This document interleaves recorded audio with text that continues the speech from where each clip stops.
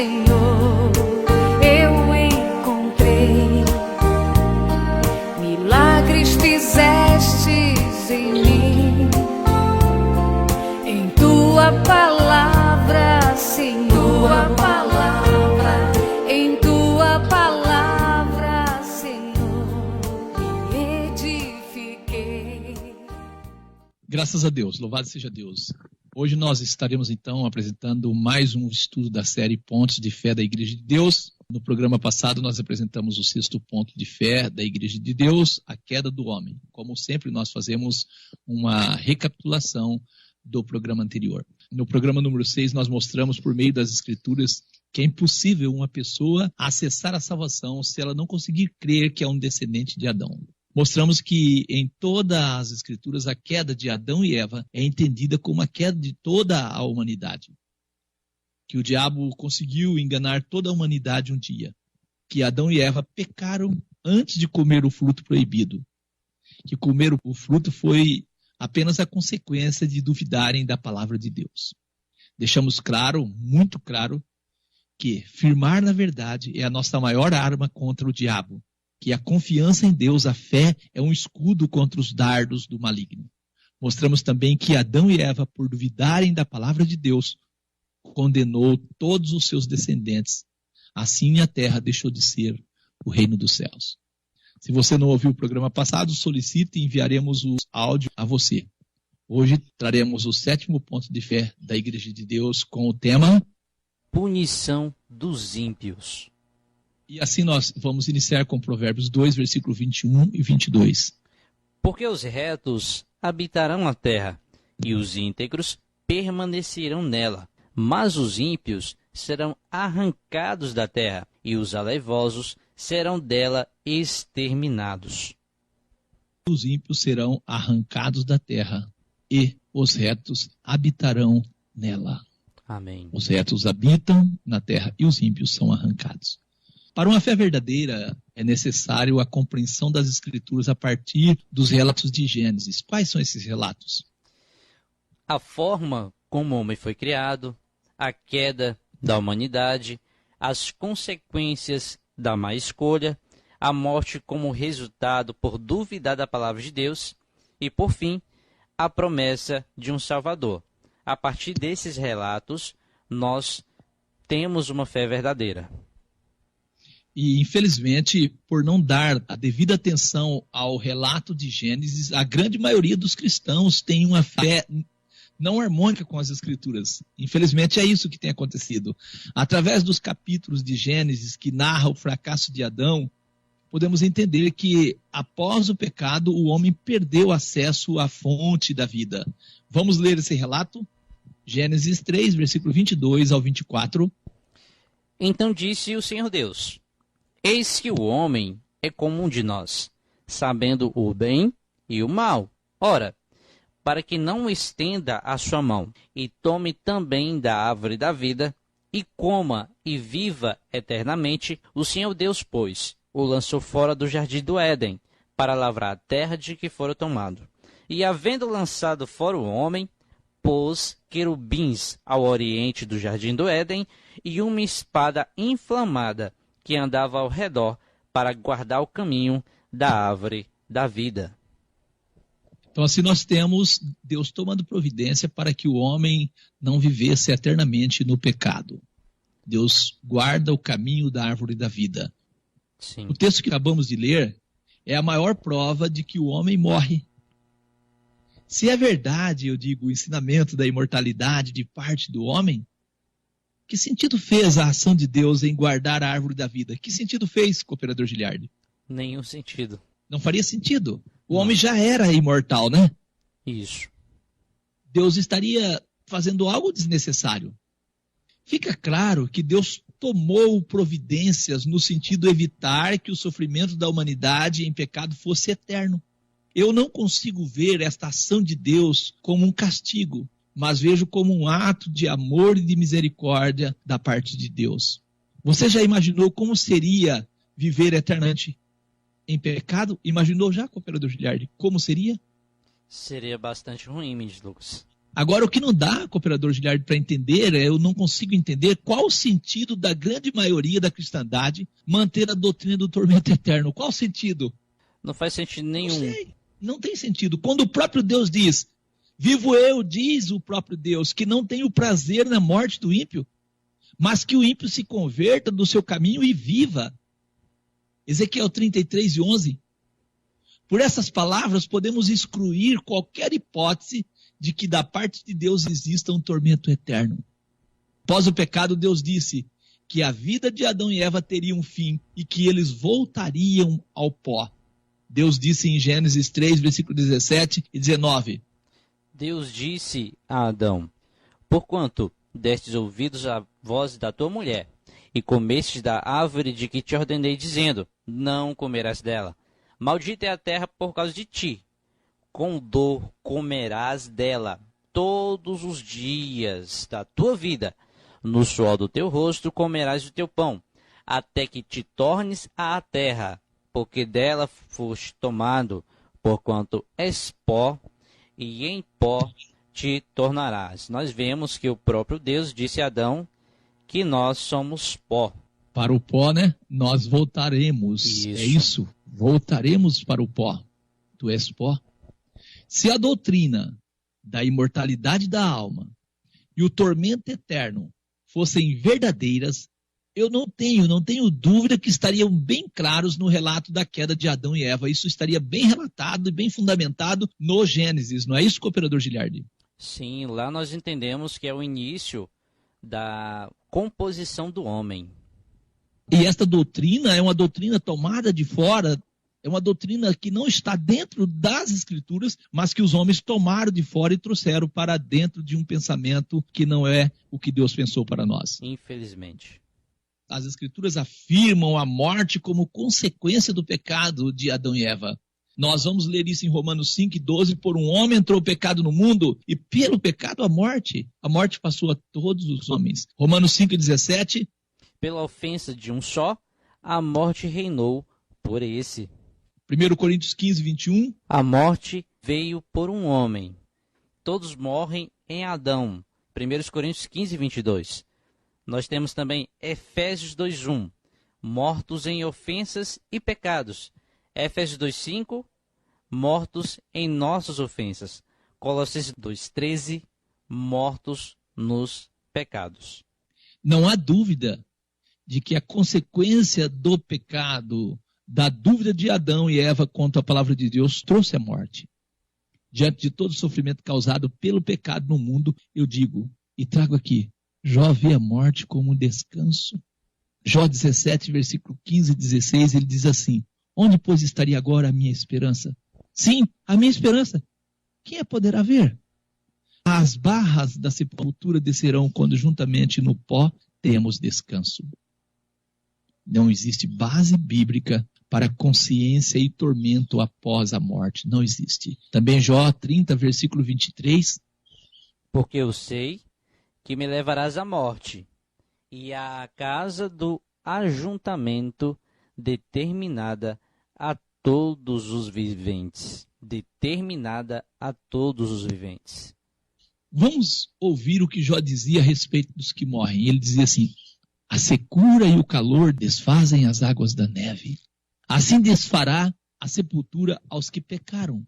A madre se aquecerá dele, os vermes o comerão gostosamente, nunca mais haverá lembrança dele, e a iniquidade se quebrará como uma árvore. Jó 24, versículo 19 e 20. Assim, eu digo, se dá a volta do homem ao pó.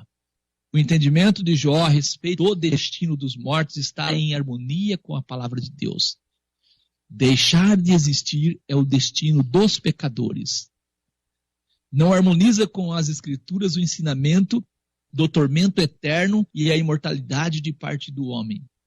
E eu ainda afirmo, crer que parte do homem não morre é afirmar que o diabo tinha razão quando disse a Eva que Deus escondia dela alguma coisa.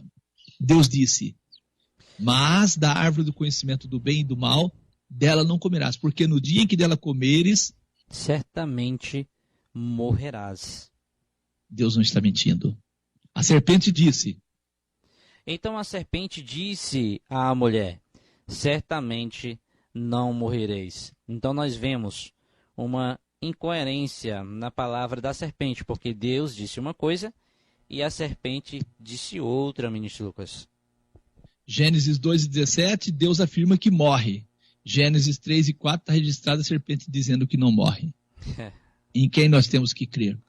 Em Deus. Louvado seja Deus. Acreditamos que você entendeu que Deus não condenou Adão e Eva à morte. Nesse sentido, as palavras de Jesus são claras quando afirma que o diabo foi homicida desde o princípio, João 8:44. Você entendeu que precisa entender que a morte é a consequência do pecado de Adão e Eva, que a vida de Adão e Eva teria um fim, que por meio da morte Adão e seus descendentes voltam ao pó sim.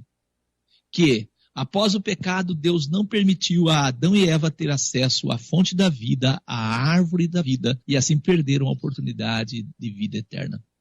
Deus fez isso como um ato de amor e de misericórdia e não como punição. Eu ainda digo, se o ensinamento do tormento eterno e a imortalidade de parte do homem fosse uma verdade bíblica, estaria fundamentada no relato a respeito da queda da humanidade de Adão e Eva. Entender isso, eu quero dizer, é importante para a compreensão do tema punição dos ímpios. Este inferno, um lugar de sofrimento indescritível que a cristandade pegou emprestado da mitologia grega, não existe. Eu vou trazer aqui algo que eu penso. Eu acredito, se Deus não tivesse tomado a iniciativa de não permitir o homem ter acesso à árvore da vida, eu penso que aí sim nós teríamos um inferno na terra. Se Deus tivesse permitido à humanidade, Adão e Eva, continuar tendo acesso à árvore da vida, aí sim eu penso que nós teríamos um inferno na terra. Esse inferno imaginário, ele não seria imaginário, mas ele seria algo real. Deus disse, porque no dia em que dela comeres da árvore, certamente morrerá. Gênesis 2:17. Como entender isso? Eu pergunto, Adão e Eva morreram no dia em que comeram da árvore proibida? Nosso irmão Pedro, em 2 Pedro 3:8, ele traz um texto que nos ajuda a entender isso.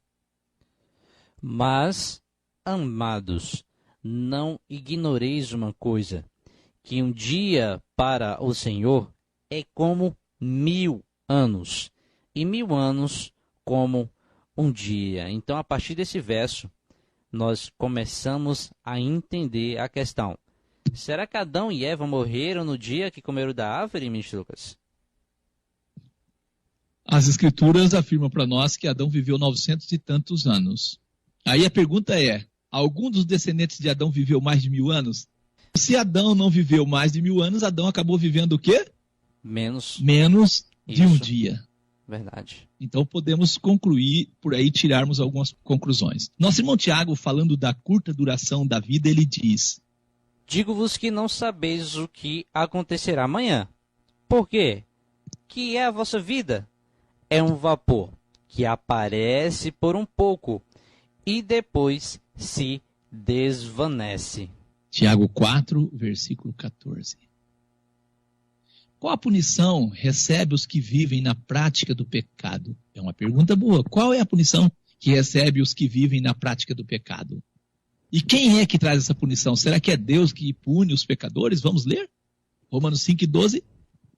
Portanto, como por um homem entrou o pecado do mundo, e pelo pecado a morte, também a morte passou a todos os homens, por isso que todos pecaram. Tem mais alguns versos que eu gostaria de compartilhar, que também vai nesse sentido. 1 Coríntios 15:22. Todos morrem em Adão. Romanos 5:17. Pela ofensa de um só, a morte reinou por esse. 1 Coríntios 15:21. A morte veio por um homem. Romanos 5:15. Pela ofensa de um, morreram muitos. Romanos 6:23. Porque o salário do pecado é a morte. A pergunta é, qual a punição recebe os que vivem na prática do pecado e quem é que dá essa punição? Está bem claro. Todos morrem. Não é Deus que pune. Amém. Não foi Deus que puniu os homens à morte, foi Adão que puniu os homens à morte. O plano de Deus é mudar, reverter esta história, reverter essa consequência. Vamos consultar a palavra morrer. Poucas pessoas acabam que não dão importância à palavra morrer. Morrer, aniquilar-se, deixar de ser ou de ter existência, extinguir-se e acabar, isso é morrer.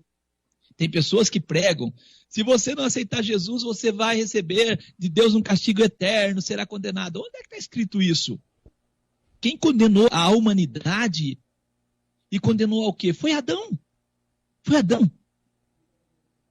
Eu sugiro recordarmos os textos que acabamos de ler. Todos morrem Adão, pela ofensa de um, a morte reinou, a morte veio por um homem, pela ofensa de um morreram muitos, porque o salário do pecado é a morte. Convidamos você para uma leitura que vai nos ajudar na compreensão do tema punição dos ímpios. João 3, versículo 14 ao 19. E, como Moisés levantou a serpente no deserto, assim importa que o Filho do Homem seja levantado, para que todo aquele que nele crê não pereça, mas tenha a vida eterna. Porque Deus amou o mundo de tal maneira que deu seu Filho unigênito, para que todo aquele que nele crê não pereça, mas tenha a vida eterna. Porque Deus enviou seu Filho ao mundo, não para que condenasse o mundo, mas para que o mundo fosse salvo por ele. Quem crer nele não é condenado, mas quem não crê já está condenado, porquanto não crê no nome do unigênito Filho de Deus. E a condenação é esta, que a luz veio ao mundo, e os homens amaram mais as trevas do que a luz, porque as suas obras eram más. Para que todo aquele que nele crê não pereça. Não pereça. Todo aquele que nele crê não pereça, mas tenha a vida eterna. Deus enviou seu Filho não para que condenasse o mundo, mas para que o mundo fosse salvo por ele. Quem crê nele não é condenado, mas quem não crê já está condenado. Você sabe o que é perecer? Vamos consultar a palavra perecer. Perecer é deixar de viver, morrer, ter fim, acabar-se, extinguir-se. O que nós vemos aqui é aquele que aceita Jesus não vai perecer, ou seja, deixar de viver, morrer, não vai ter fim, não vai acabar-se, não vai extinguir-se, ministro Lucas. Agora, quem não quer crer em Jesus e crer no caminho que Deus proveu para a sua salvação, esse vai deixar de existir. Ele não vai sofrer no inferno de tormento. Não é isso que as Escrituras ensinam, isso é ideia pegada de fora das Escrituras. Infelizmente, as pessoas misturam ideias de fora com aquilo que as Escrituras ensinam e aí faz essa confusão toda aí. Sim. Vai perecer, deixar de viver, morrer, ter fim, acabar-se, extinguir-se. João 3, versículo 14 e 15, o nosso Senhor, falando com Nicodemos, ele diz, como Moisés levantou a serpente no deserto, assim importa que o Filho do Homem seja levantado, para que todo aquele que nele crê não pereça, mas tenha a vida eterna.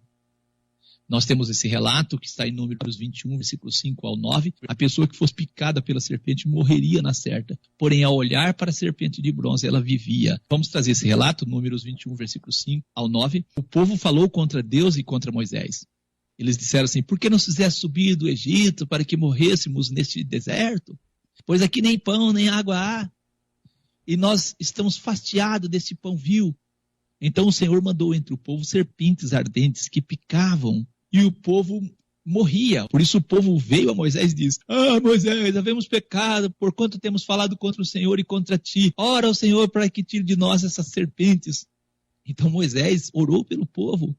E disse o Senhor a Moisés, faze-te uma serpente ardente e põe-na sobre uma haste. E será que viverá todo que, tendo sido picado, olhar para ela? Moisés fez a serpente de metal e pô-la sobre uma haste. E sucedia que, picando alguma serpente a alguém, quando essa pessoa olhava para a serpente de metal, ela vivia. Eu creio que você entendeu. Os homens morrem por não crer no meio de salvação oferecido por Deus. Assim como as pessoas morriam por não olhar para a serpente de metal. Foi por isso que Jesus disse, assim como Moisés levantou a serpente no deserto, importa que o Filho do Homem seja levantado. Para quê? Para que todo aquele que nele crê não pereça, mas tenha vida eterna. Você tem que crer para não perecer. Assim, achamos sentido nas palavras de Jesus. Por isso vos disse que morrereis em vossos pecados. Porque se não credes que eu sou, morrereis em vossos pecados. João 8, versículo 24. Nós temos o registro de João 5:24 também. Na verdade vos digo que quem ouve a minha palavra e crê naquele que me enviou, tem a vida eterna, e não entrará em condenação, mas passou da morte para a vida. Então aquele que crê em Jesus e naquele que enviou, este vai ter a vida eterna. Ele passa do estado da morte para a vida. Amém. Nosso irmão Paulo confirma as palavras de Jesus em Romanos 6:23, porque o salário do pecado é a morte, mas o dom gratuito de Deus é a vida eterna por Cristo Jesus, o nosso Senhor. Jesus, quando falava, pregava para os seus conterrâneos, em João 5:40 está o registro, ele diz assim: não quereis vir a mim para terdes vida? Não quereis vir a mim para terdes vida? Segundo Timóteo 1:1, Paulo, apóstolo de Jesus Cristo, pela vontade de Deus, segundo a promessa da vida que está em Cristo Jesus. A promessa da vida. Nós temos também, cooperador Giliardi, um testemunho, um relato em Efésios 4, versículo 17 e 18. E digo isto, e testifico no Senhor, para que não andeis mais como andam também os outros gentios na vaidade da sua mente, entenebrecidos no entendimento, separados da vida de Deus, pela ignorância que há neles, pela dureza do seu coração. Separados da vida de Deus, pela ignorância que há neles. Então nós vemos que a ignorância está separando as pessoas da vida de Deus, mente Lucas. Ignorância e ainda vem a dureza de coração. Sim. É difícil, né? Deus é um Deus de misericórdia e de amor. Segundo Timóteo 1, versículo 9 e 10. Que nos salvou e chamou com uma santa vocação, não segundo as nossas obras, mas segundo o seu próprio propósito e graça que nos foi dada em Cristo Jesus, antes dos tempos dos séculos, e que é manifesta agora, pela aparição de nosso Salvador Jesus Cristo, o qual aboliu a morte e trouxe à luz a vida e a incorrupção pelo Evangelho. Louvado seja Deus. Graças a Deus. Assim nós temos então que o sacrifício de Jesus foi suficiente para abolir a morte que os homens herdaram de Adão. Amém. Os homens hoje morrem não pela morte de Adão, pelo pecado de Adão. Os homens morrem por seus pecados, pela dureza do seu coração. É isso? Porque Deus transformou por meio da morte e ressurreição de Jesus a morte que Adão trouxe em um sono. O problema dos homens está nas escolhas que eles fazem hoje e na segunda o quê? Morte. Segunda morte. Este é o problema, a segunda morte. Os homens não aceitam olhar para Jesus. João 3, versículo 17 ao 19, porque Deus enviou seu Filho ao mundo, não para que condenasse o mundo, mas para que o mundo fosse salvo por ele. Quem crê nele não é condenado. Mas quem não crê já está condenado por quanto não crê no nome do unigênito Filho de Deus. E a condenação é esta, que a luz veio ao mundo, e os homens amaram mais as trevas do que a luz, porque as suas obras eram más. Vamos consultar a palavra condenação. Condenação é o quê? Julgamento que condena alguém a uma pena. Sentença final em que o juiz ou o tribunal reconhece o réu como culpado e lhe põe uma pena. Então aquele que não crê já está condenado, né? Nós vemos aí o significado, Mr. Lucas. Nós temos também Romanos 2, versículo 2 ao 8. E bem sabemos que o juízo de Deus é segundo a verdade sobre os que tais coisas fazem. E tu, ó homem, que julgas o que fazem tais coisas, cuidas que, fazendo-as tu, escaparás ao juízo de Deus? Ou desprezas tu as riquezas da sua benignidade e paciência e longanimidade, ignorando que a benignidade de Deus te leva ao arrependimento? Mas, segundo a tua dureza e teu coração impenitente, entesouras ira para ti no dia da ira e da manifestação do juízo de Deus, o qual recompensará cada um segundo as suas obras, a saber, a vida eterna aos que, com perseverança em fazer bem, procuram glória, honra e incorrupção. Mas a indignação e a ira aos que são contenciosos, desobedientes à verdade e obedientes à iniquidade. A consequência do pecado de Adão, ela está na vida das pessoas se elas não tomarem decisão. Malaquias 4, versículo 1 e 3. Porque eis que aquele dia vem ardendo como fornalha, todos os soberbos e todos que cometem impiedade serão como a palha. E o dia que está para vir os abrasará, diz o Senhor dos Exércitos, de sorte que não deixará nem raiz e nem ramo. Não vai deixar nem raiz e nem ramo daqueles que cometem impiedade. Mas para vós que temeis o meu nome, nascerá o sol da justiça, e cura trará nas suas asas. E saireis e saltareis como bezerros da estribaria, e pisareis os ímpios, porque se farão cinza debaixo das plantas de vossos pés, naquele dia que estou preparando, diz o Senhor dos Exércitos. Não há punição eterna. Os ímpios se farão o quê? Cinza. Nós temos Apocalipse 20, versículo 7 ao 9. E acabando-se os meus anos, Satanás será solto da sua prisão, e sairá a enganar as nações que estão sobre os 4 cantos da terra, Gog e Magog, cujo número é como a areia do mar, para as ajuntar em batalha. E subiram sobre a largura da terra, e cercaram o arraial dos santos, e a cidade amada. E de Deus desceu fogo do céu, e os devorou. Assim nós temos então a palavra devorou. Devorou é destruir rapidamente e completamente. Não há ideia de ficar queimando para sempre. Desceu fogo do céu e os devorou. O que é o lago de fogo? Nós temos a resposta do que é o lago de fogo em Apocalipse 21, versículo 8. Mas, quanto aos tímidos, e aos incrédulos, e aos abomináveis, e aos homicidas, e aos fornicadores, e aos feiticeiros, e aos idólatras, e a todos os mentirosos, a sua parte será no lago de fogo que arde com fogo e enxofre, o que é a segunda morte. Lago de fogo, segundo as Escrituras, é a segunda morte. É a extinção, é o fim do pecado e do pecador. Deus é justo. Os salvos recebem a vida eterna e os perdidos a morte eterna.